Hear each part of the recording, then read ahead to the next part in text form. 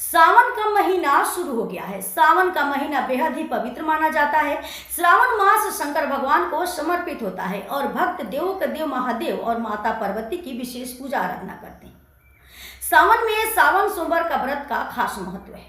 नमस्कार, खूब स्वागत है आपका हमारे चैनल में और मैं हूं आपके साथ ममता दुबे। आज आप लोगों के साथ हम बात करेंगे बिहार के सिवान जिला के बाबा महेंद्रनाथ धाम के बारे में। देश दुनिया के हर मंदिर के पीछे कोई ना कोई कहानी छिपी है। यहाँ हम एक ऐसे शिव मंदिर के बारे में बता रहे हैं जिसका निर्माण नेपाल के राजा महेंद्र ने कराया था। यह जगह है बिहार के सिवान जिले के मेहंदार में स्थित बाबा महेंद्रनाथ का मंदिर। सावन के महीने में और शिवरात्रि के दिन इस मंदिर में श्रद्धालुओं की भारी भीड़ जुटती है। बाबा महेंद्रनाथ के बारे में कहा जाता है कि यहाँ कोई भी सच्चे मन से आकर प्रार्थना करे तो उसकी सभी मनोकामना पूरी हो जाती है। खासकर यहाँ सावन और महाशिवरात्रि के दिन भक्तों का सैलाब उमड़ता है।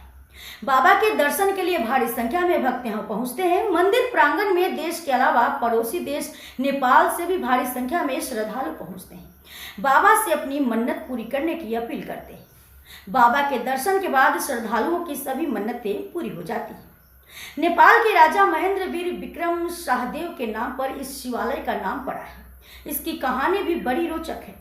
मंदिर के पुजारी बताते हैं कि नेपाल के राजा महेंद्र को कोढ़ जैसी बीमारी हो गई थी।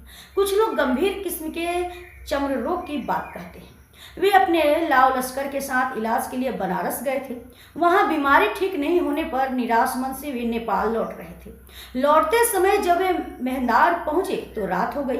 उन्होंने वहां रात्रि विश्राम का निर्णय लिया। मेहंदार में एक तालाब था। राजा समेत उनके साथ चल रहे सभी लोग उसी तालाब के किनारे विश्राम करने लगे। रात में राजा को भोलेनाथ का स्वप्न आया कि चिंता न करो, सुबह उठकर जिस तालाब के किनारे सोए हो उसी तालाब में स्नान करना, तुम्हारी बीमारी ठीक हो जाएगी। तालाब में स्नान के बाद किनारे एक शिवलिंग दिखेगा, उस पर जल चढ़ा देना और हाँ, बीमारी ठीक होने के साथ ही यहाँ एक शिवालय बनवा देना। भोर हुई तो बीमारी से तबाह राजा ने स्वप्न में भोलेनाथ के बताए अनुसार तालाब में स्नान किया। स्नान के बाद उन्होंने शिवलिंग पर जल चढ़ाया। जल चढ़ाते ही चमत्कार हुआ, राजा की बीमारी ठीक हो गई। राजा इतने खुश हुए कि वे शिवलिंग को नेपाल ले जाने की तैयारी करने लगे। सारा इंतजाम हो गया। अगली रात भोलेनाथ फिर सपने में आए। उन्होंने कहा कि यहाँ से शिवलिंग ले जाने की कोशिश मत करो, यहीं पर शिव मंदिर बनवा दो। तालाब की खुदाई कराकर इसे और विस्तार दो।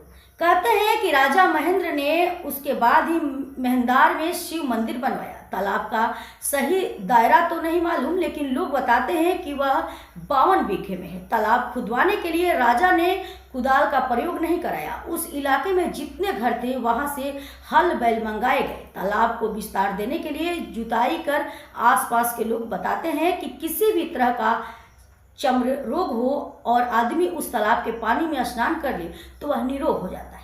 बाबा महेंद्रनाथ के दर्शन करने से वैसे लोगों की भरमार रहती है जो चर्म रोग से ग्रसित हैं। देश ही नहीं बल्कि विदेशों से भी लोग बाबा के यही महात्म्य जानकर यहाँ हर साल सावन के महीने में और शिवरात्रि के दिन आते हैं। मंदिर का निर्माण 17वीं सदी में हुआ बताया जाता है। 500 साल पुराने इस मंदिर में श्रद्धालु खाली पूजा पाठ के लिए ही नहीं आते बल्कि यह पर्यटन का बढ़िया केंद्र भी बन गया है। बिहार के सबसे पुराने धार्मिक स्थलों में इसकी गिनती होती है। इस मंदिर के प्रांगण में घंटी टांगने की परंपरा है।